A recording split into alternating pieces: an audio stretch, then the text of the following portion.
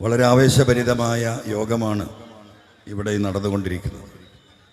സമയം നട്ടുച്ച 12:15 മണിക്കും സ്ത്രീകളടക്കമുള്ള വലിയ ഒരു ജനാവലി ഇവിടെ വന്നു നിൽക്കുന്നതിൻ്റെ കാരണം നമുക്കെല്ലാവർക്കും അറിയാം. ഈ നാട്ടിൽ എങ്ങനെയെങ്കിലും ജീവിക്കണം, ജനിച്ച മണ്ണിൽ ഈ വന്യമൃഗങ്ങളുടെ ആക്രമണങ്ങളിൽ നിന്ന് ഞങ്ങളുടെ കുടുംബത്തെയും മക്കളെയും രക്ഷിക്കാൻ എന്തെങ്കിലും വഴിയുണ്ടോ എന്ന്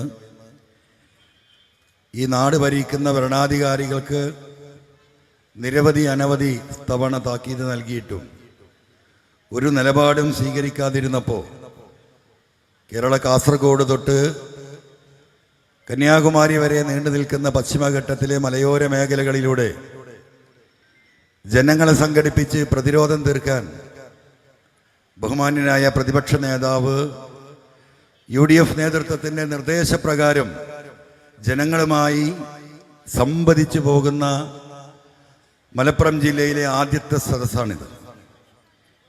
വിഷയം ഇവിടെ വളരെ വിശദമായി എല്ലാ നേതാക്കന്മാരും വിശദീകരിച്ചതുകൊണ്ട് അതിലേക്ക് ഞാൻ കടക്കുന്നേയില്ല. വിഷയം എത്രമാത്രം ഗൗരവമാണ് എന്ന് അറിയാത്ത ഒരൊറ്റ ആളേ ഉള്ളൂ, അത് കേരളത്തിൻ്റെ മുഖ്യമന്ത്രിയാണ്. രണ്ടാമത്തെ ഒരാൾ ഞാൻ പറയാതെ നിങ്ങൾക്കറിയാം, കേരളത്തിൻ്റെ വനം മന്ത്രിയാണ്. 4 ദിവസം മുമ്പ് രാധയെ പുലി കടിച്ച് കൊന്ന് ശവശരീരം തെരഞ്ഞ് ജനങ്ങളാകെ ആ കാട് മുഴുവൻ പരതുമ്പോൾ ലോകത്തിൻ്റെ ചരിത്രത്തിൽ നമ്മളാരും കണ്ടിട്ടില്ലാത്ത രീതിയിൽ ഇതിന് ഉത്തരവാദിത്തപ്പെട്ട ഒരു മന്ത്രി കോഴിക്കോട് കടപ്പുറത്ത് പാട്ട് പാടുകയാണ്. എന്താ സദസ്സ്? Fashion show. നിങ്ങൾ മനസ്സിലാക്കണം, 10-75 വയസ്സായിട്ട് ഇപ്പോഴും ഫാഷൻ ഷോയിൽ പോയി പാട്ട് പാടുന്ന അവസ്ഥയിലേക്ക് കേരളത്തിൻ്റെ ഒരു മന്ത്രി തരം താണിരിക്കുന്നു. എന്താണ് ഈ ഒരു മെസ്സേജ്? പാട്ട് നമ്മളൊക്കെ പാട്ട് കച്ചേരി വെക്കാറുണ്ട്, ഇവിടെ ഇരിക്കുന്ന CP ഒക്കെ ചിലപ്പോൾ പാട്ട് പാടാറുണ്ട്. ആ പാട്ട് എന്തിനു വേണ്ടിയാ? ഈ നാട്ടിലെ പാവപ്പെട്ട മനുഷ്യരുടെ ചികിത്സാ ഫണ്ടിന് നമ്മൾ ഗാനമേള വെക്കാറുണ്ട്, ബിരിയാണി ചാലഞ്ച് വെക്കാറുണ്ട്. ജനങ്ങളെ സഹായിക്കാൻ വേണ്ടിയിട്ടുള്ള അത്തരത്തിലുള്ള ജനകീയമായ പല കാര്യങ്ങളും നടത്താറുണ്ട്. ഇവിടെ ഇരിക്കുന്ന പലരും, ഞാനടക്കം, അതിലൊക്കെ ആ രീതിയിൽ പങ്കെടുത്തിട്ടുണ്ടാകും. അങ്ങനെ ഒരു ചടങ്ങിലല്ല ഇത്. ഏതോ വിദേശത്തുള്ള ഒരു കമ്പനിക്ക് വേണ്ടി അവരുടെ പരസ്യത്തിൻ്റെ പ്രചരണത്തിന് ഈ നാട്ടിലെ മനുഷ്യന്മാരെ കരടിയും പൂച്ചയും ഈ പറയുന്ന ആനയും ചവിട്ടി ഞെരിച്ച് കൊല്ലുമ്പോൾ ഒരു മടിയും കൂടാതെ ജനങ്ങൾ ഇതാണ് മനസ്സിലാക്കേണ്ടത്. അതിൽ നിന്ന് ഈ കാര്യങ്ങൾ വളരെ വ്യക്തമാണ്. ഈ വിഷയത്തോടുള്ള ഈ സർക്കാരിൻ്റെ നിലപാട് ഒന്നും നമുക്ക് പ്രതീക്ഷിക്കാൻ കഴിയില്ല.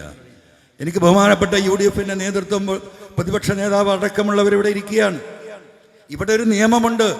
972 വന്യജീവി സംരക്ഷണ നിയമമുണ്ടാക്കുമ്പോൾ അതിലൊന്ന് 11(1)(a) എന്ന് പറയുന്ന നിയമം, മനുഷ്യരെ ആക്രമിക്കുന്ന, മനുഷ്യരെ കൊല്ലാൻ ശ്രമിക്കുന്ന, മനുഷ്യരെ കൊല്ലുന്ന മൃഗങ്ങളെ വെടിവെച്ച് കൊല്ലാനുള്ള അധികാരം ആ സംസ്ഥാനത്തെ ചീഫ് വൈൽഡ് ഓഫീസർക്ക് ആ നിയമം കൊടുക്കുന്നുണ്ട്.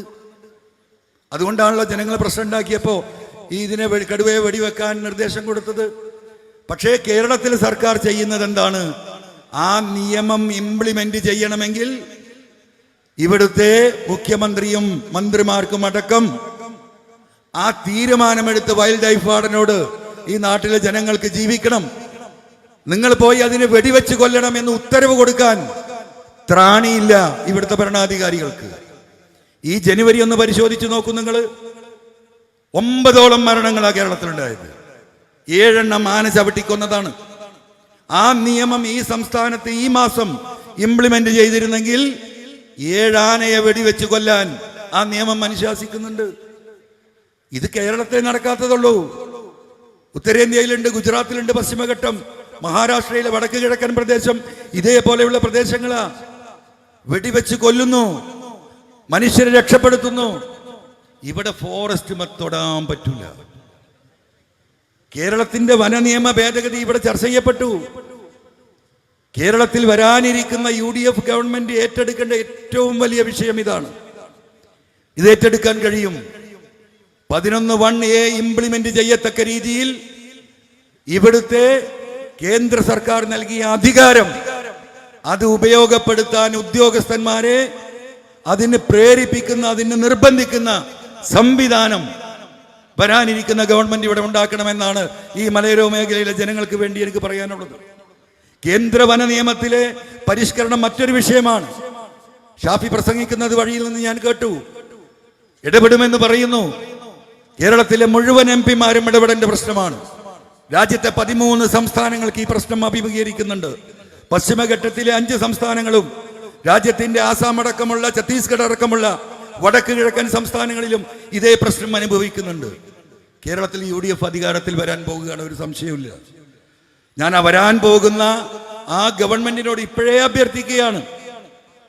2026 തെരഞ്ഞെടുപ്പ് കഴിഞ്ഞ് കേരളത്തിൽ ഒരു മുഖ്യമന്ത്രി UDF-നുണ്ടാകുമ്പോൾ ആ മുഖ്യമന്ത്രിയുടെ നേതൃത്വത്തിൽ ഈ 13 സംസ്ഥാനങ്ങളിലെയും മുഖ്യമന്ത്രിമാരെ പോയി കണ്ട് 1972 ഈ വന്യമൃഗ സംരക്ഷണ നിയമത്തിൽ ഭേദഗതി വരുത്താനുള്ള തീരുമാനത്തിലേക്ക് ഈ സംസ്ഥാനങ്ങളെ നയിക്കാൻ വരാനിരിക്കുന്ന UDF-ന്റെ മുഖ്യമന്ത്രിക്ക് കഴിയട്ടെ. അതിനുവേണ്ടി നിങ്ങൾ പ്രവർത്തിക്കണമെന്ന് ആത്മാർത്ഥമായി ഞാൻ ഓർമ്മപ്പെടുത്തുകയാണ്. മറ്റൊരു കാര്യം, നിലമ്പൂരിലെ തെരഞ്ഞെടുപ്പാണ്. ഞാൻ വിശദീകരിക്കുന്നില്ല. നമുക്കെല്ലാവർക്കും അറിയാം ഏതൊരു ഘട്ടത്തിലാണ് പിണറായിയെ വിട്ട് ജനങ്ങളിലേക്ക് എനിക്ക് ഇറങ്ങേണ്ടി വന്നത് എന്നത്. എല്ലാ സൗകര്യങ്ങളും ഉള്ളപ്പോൾ ജനങ്ങളുടെ വിഷയങ്ങൾ ആവർത്തിച്ച് കത്തുകളിലൂടെയും അല്ലാതെയും മുഖ്യമന്ത്രിയെ നേരിട്ടും പാർട്ടിക്കും നിരവധി കത്ത് കൊടുത്തതാണ്.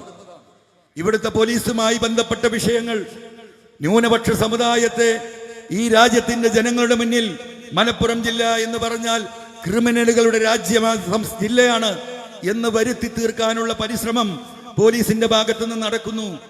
ഒരു ബൈക്കിൽ 3 ആൾ പോയാൽ 3 ആളുടെ പേര് കേസ്. രാജ്യത്തിന്റെ പീനൽ കോഡ് സമ്മതിക്കുന്നില്ല. രാജ്യത്തിന്റെ CRPC-യിൽ അതിന് വകുപ്പില്ല. വണ്ടി ഡ്രൈവ് ചെയ്തവന്റെ പേരിൽ കേസെടുക്കാം. പക്ഷേ 3 ആൾ യാത്ര ചെയ്താൽ 3 ആളുടെ പേരിൽ കേസെടുക്കുന്നു. രാജ്യത്തിന്റെ പാർലമെന്റിൽ ഇപ്പോൾ ചോദ്യം വന്നിരിക്കുന്നു. എന്താ ചോദ്യം? ഈ രാജ്യത്ത്, ഇന്ത്യ മഹാരാജ്യത്ത് ഏറ്റവും കൂടുതൽ ക്രിമിനൽ കേസുള്ള ജില്ലയുടെ പേരിന് ചോദ്യം വന്നിരിക്കുന്നു. സംശയം നിങ്ങൾ കരുതണ്ട.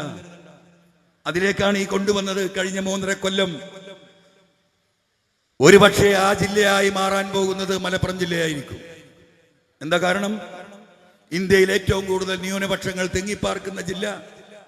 അവർ ക്രിമിനലുകളാണ്. അതിനു വേണ്ടിയിട്ട് കഴിഞ്ഞ 3.5 കൊല്ലമായി RSSന്റെ പണിയെടുക്കുന്നു മുഖ്യമന്ത്രിയുടെ ഓഫീസ്. ഇതിനെതിരെയാണ് ഞാൻ സംസാരിച്ചത്. പോലീസ് പണം സമ്പാദിക്കുന്നു. ഇവിടുത്തെ സകലമാന കള്ളക്കേസുകളിലും കള്ളക്കടത്തിലും പോലീസുകൾ പ്രതിയാണ്. പോലീസ് സ്വത്ത് സമ്പാദിക്കുന്നു. തെളിവടക്കം കേരളത്തിന്റെ ADGP അജിത് കുമാർ ഇത്ര കോടി രൂപ സമ്പാദിച്ചിരിക്കുന്നു. ആധാരമടക്കാ കൊടുത്തത്. 33,89,000 ഒരു ഫ്ലാറ്റ് വാങ്ങുന്നു. എങ്ങനെയാ വാങ്ങുന്നത്? നമ്മളൊക്കെ ആധാരം ചെയ്യുമ്പോൾ സർക്കാർ നിശ്ചയിച്ച ഭൂമി നമ്മൾ അതിന്റെ DD കൊടുക്കും, അല്ലെങ്കിൽ ചെക്ക് കൊടുക്കും. അങ്ങനെ പാടുള്ളൂ. അതാണ് നിയമം. 33,80,000 രൂപ പണമായി കൊടുക്കുന്നു ADGP അജിത് കുമാർ. റൊക്കമായി കിട്ടിയെന്ന് ആധാരത്തിൽ എഴുതിയിരിക്കുന്നു. 10ാമത്തെ ദിവസം 65 ലക്ഷം രൂപക്ക് ഫ്ലാറ്റ് വെക്കുന്നു. Received by cash. ഇതെന്ത് നിയമം? കള്ളപ്പണം ഉപയോഗിച്ച് വാങ്ങി ആ കള്ളപ്പണം സ്വീകരിച്ചുകൊണ്ട് വിറ്റു. ഇരട്ടിയിലധികം ലാഭം.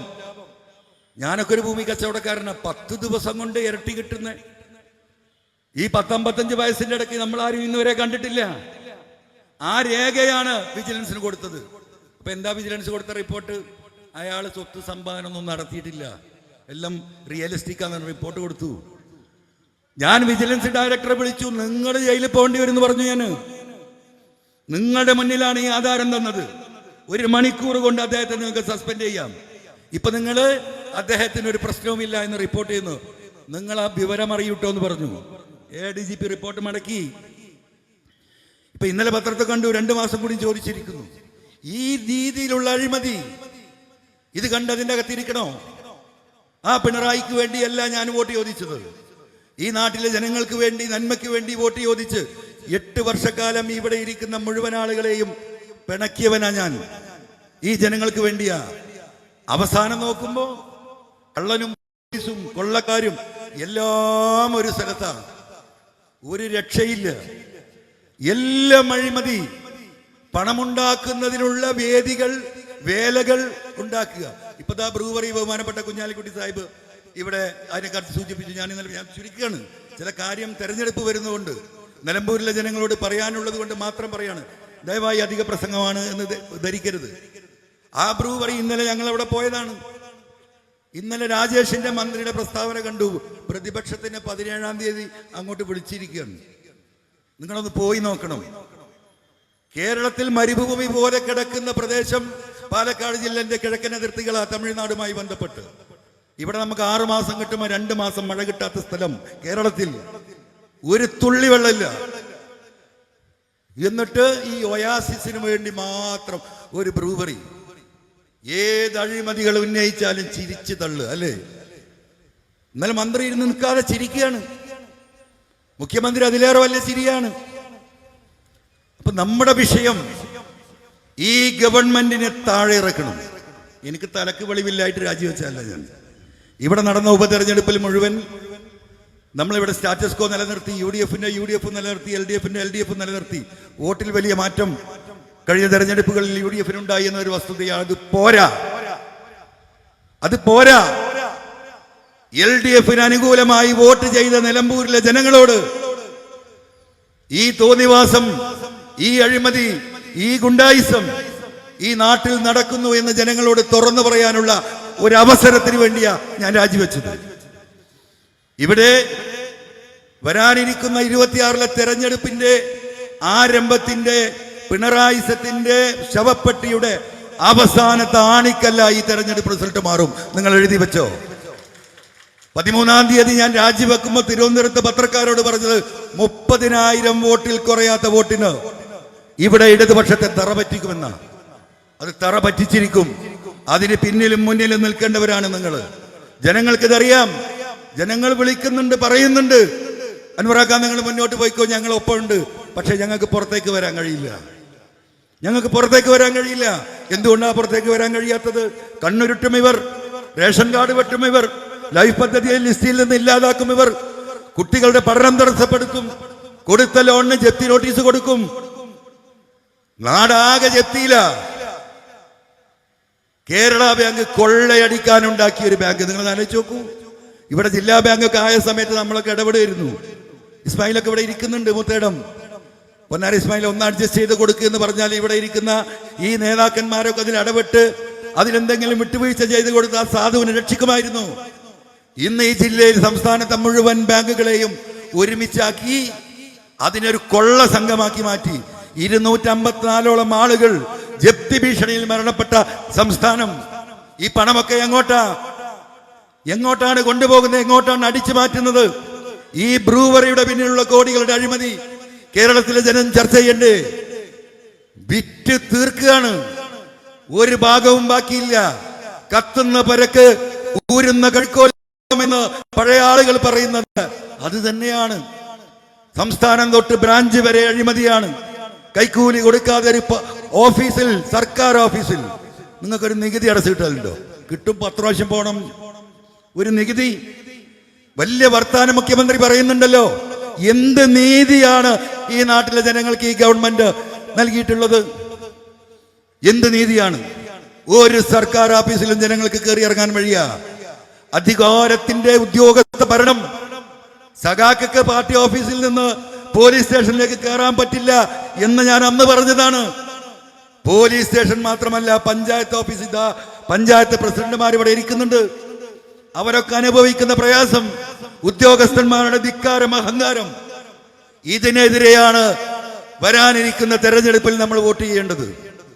ഈ ജനങ്ങളെ വിശ്വസിച്ചിട്ടാണ് കേരളത്തിലെ 3.5 കോടി ജനങ്ങളോട് ഈ പറയുന്ന 30,000-ൽ കുറയാത്ത വോട്ടിന് ഈ നിലമ്പൂരിൽ പിണറായിസത്തിന്റെ അവസാനത്തെ ആണിയടിക്കും എന്ന് നമ്മൾ പറഞ്ഞിട്ടുണ്ടെങ്കിൽ ഈ തെരഞ്ഞെടുപ്പിന്റെ പ്രചരണത്തിന്റെ ഉദ്ഘാടന ജാഥയായി ഈ ജാഥ മാറണം. അതാണ് ഇവിടെ സംഭവിക്കുന്നത്. അതുകൊണ്ട് നമ്മളെ സംബന്ധിച്ച് ഇനി ഒരു നിമിഷം ആലോചിക്കാനില്ല. തെരഞ്ഞെടുപ്പ് വരാതിരിക്കാനുള്ള ചില ശ്രമങ്ങൾ മുഖ്യമന്ത്രിയുടെ ഓഫീസ് നടത്തിയെങ്കിലും ഇന്നലെ അത് പരാജയപ്പെട്ടു എന്നാണ് ഞാൻ മനസ്സിലാക്കുന്നത്. ആ രീതിയിലാണ് പോകുന്നതെങ്കിൽ കോടതിയെ നമ്മൾ സമീപിക്കാൻ ഈ നാട്ടിലെ ജനങ്ങൾ തയ്യാറായി നിൽക്കുകയാണ്. അതുകൊണ്ട് നമ്മൾ തെരഞ്ഞെടുപ്പ് പ്രവർത്തനത്തിലേക്ക് ഇറങ്ങണം. ഈ ഇരിക്കുന്നവർ 10 വോട്ട് പിടിച്ചാൽ 30,000 വോട്ടുണ്ടാക്കാൻ, ഭൂരിപക്ഷമുണ്ടാക്കാൻ ജനം ഇവിടെ തന്നെയുണ്ട്. ഇത് ഈ നാടിന്റെ വികാരമാണ്. അതോടൊപ്പം ഈ യോഗത്തിൽ വരാൻ, സംസാരിക്കാൻ അതിന് അനുമതി നൽകിയ, ഞാൻ ചോദിച്ചിട്ട് തന്നെ വന്നത്. ഞാൻ ബഹുമാനപ്പെട്ട പ്രതിപക്ഷ നേതാവിനെ മിനിയാന്ന് എന്താ പറയാ മാനന്തവാടി വെച്ച് കണ്ടു. അപ്പൊ ഒരു സമ്മാനം കൂടി ഉണ്ട്, ഞാൻ പെട്ടെന്ന് പറയാൻ മറന്നുപോയി. ഇവിടെ തെരഞ്ഞെടുപ്പ് കഴിഞ്ഞു. മാനന്തവാടിയിൽ LDF ആയിരുന്നു ഭരിച്ചിരുന്നത്. അവിടെ ഒരു സീറ്റിന്റെ വ്യത്യാസത്തിനായിരുന്നു, LDF ഭരിച്ചിരുന്നത്. അവിടെ ഉണ്ടായിരുന്ന ബെന്നി എന്ന് പറയുന്ന ഒരു സ്വതന്ത്ര മെമ്പർ തൃണമൂൽ കോൺഗ്രസിൽ ചേർന്നപ്പോൾ പറഞ്ഞു അവിശ്വാസം കൊടുക്കണം. അവിശ്വാസം കൊടുത്തു. LDFന്റെ ഭരണസമിതി പോയി. ഇപ്പോ 1 മണിക്കൂർ മുമ്പ് അവിടെ വോട്ടെടുപ്പായിരുന്നു. ആ വോട്ടെടുപ്പ് കഴിഞ്ഞു. LDFനെ പുറത്താക്കി UDFന്റെ ലക്ഷ്മി എന്ന് പറയുന്ന മുസ്ലിം ലീഗിന്റെ ST പ്രതിനിധി അവിടെ പഞ്ചായത്ത് പ്രസിഡന്റായി നോമിനേറ്റ് ചെയ്തിട്ട് ഇപ്പൊ 20 മിനിറ്റായി. അപ്പൊ തറവാട്ടേക്ക് വന്നപ്പോൾ ഒന്നും കൊടുന്നില്ലെന്ന് ആരും പരാതി പറയണ്ട. അപ്പോൾ തറവാട്ടേക്ക് ചെറിയൊരു സമ്മാനമായിട്ടാണ് വന്നിട്ടുള്ളത്. എന്തായിരുന്നാലും ഇനിയും ചില്ലറ സമ്മാനങ്ങൾ ഈ പരിസര പ്രദേശത്തൊക്കെ വരാനുണ്ട് എന്നുകൂടി ബഹുമാനപ്പെട്ട UDF നേതൃത്വത്തെ അറിയിക്കുന്നതോടൊപ്പം ഇതിൽ പങ്കെടുക്കാനും സംസാരിക്കാനും അനുമതി നൽകിയ, സഹായിച്ച ബഹുമാനപ്പെട്ട പ്രതിപക്ഷ നേതാവ് Kunhalikutty Sahib, Shibu Vijay John, CP John തുടങ്ങിയ മുഴുവൻ നേതാക്കളും ഇവിടെയുണ്ട്. അവരോടൊക്കെ ഹൃദയപൂർവ്വം നന്ദി അറിയിച്ചുകൊണ്ട്, ഞാനൊരു വാപ്പാക്ക് ജനിച്ചവനാണ്. നിങ്ങളോടൊപ്പം ഈ പോരാട്ടത്തിന് മുന്നിൽ ഒരു അനുയായിയായി ഉണ്ടാകും. ഈ ജനലക്ഷങ്ങളെ സാക്ഷി നിർത്തിക്കൊണ്ട്, ഉറപ്പ് നൽകിക്കൊണ്ട് ഞാനൊരു വാക്ക് നിർത്തുന്നു. നന്ദി, നമസ്കാരം.